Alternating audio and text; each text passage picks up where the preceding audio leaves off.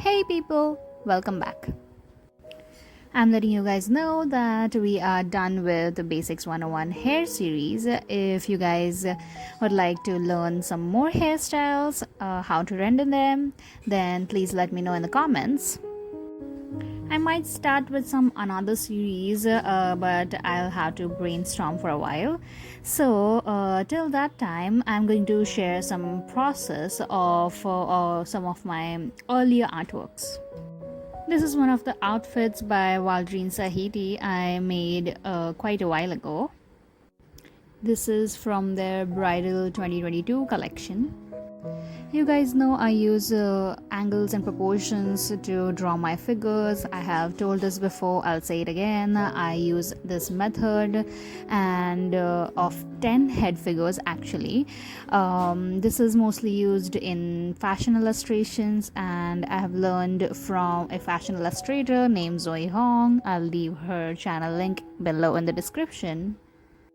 So right now I'm just drawing her figure. This is a little different than the actual method that they follow.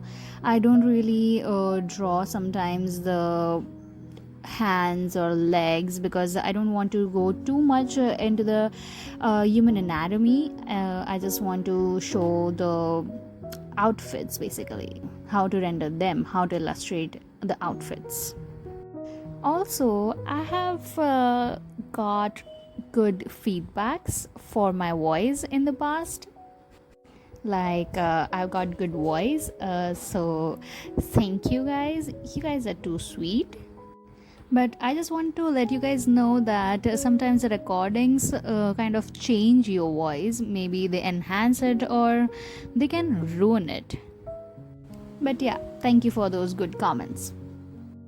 We are done with the basic rough outline of the figure, and now I'm going in to just fill it with color. I have colored my background with red, and this is because my outfit color is white, so I want to see that I'm coloring it properly, I'm not making any mistakes. So this is a little advice, just keep those two colors different. Now I am moving on to skin color. Just gonna fast forward this because it is like normal coloring. For the sleeves here, I have a little advice.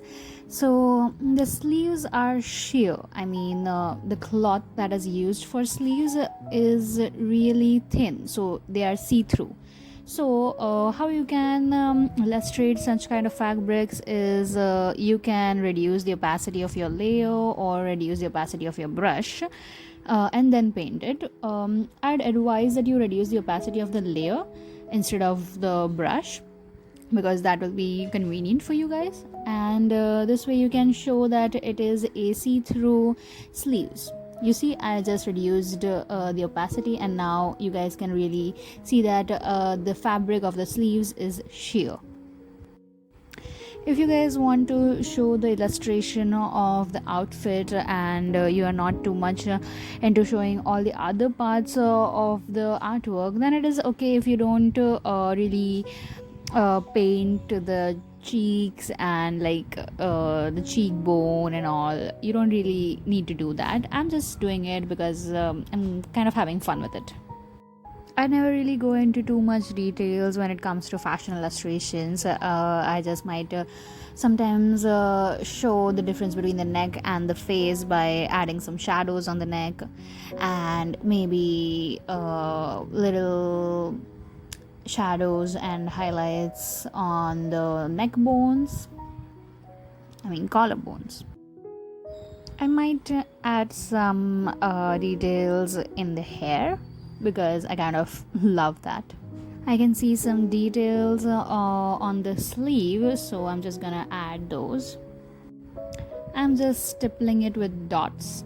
I'm just adding dots there on a different layer, because if I would have done on the same layer as the sleeves, it would not show up as much as I wanted, because remember, we reduced the opacity.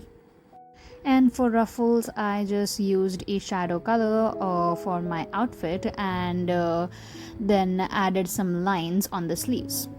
You might notice it here.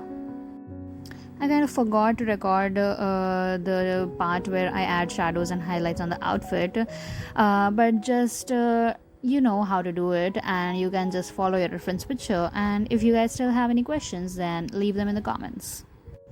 I painted my background too a little bit, and then added a reflection of my artwork. Hope you guys learned something new. Like, share, comment, and subscribe, and I'll see you in the next video.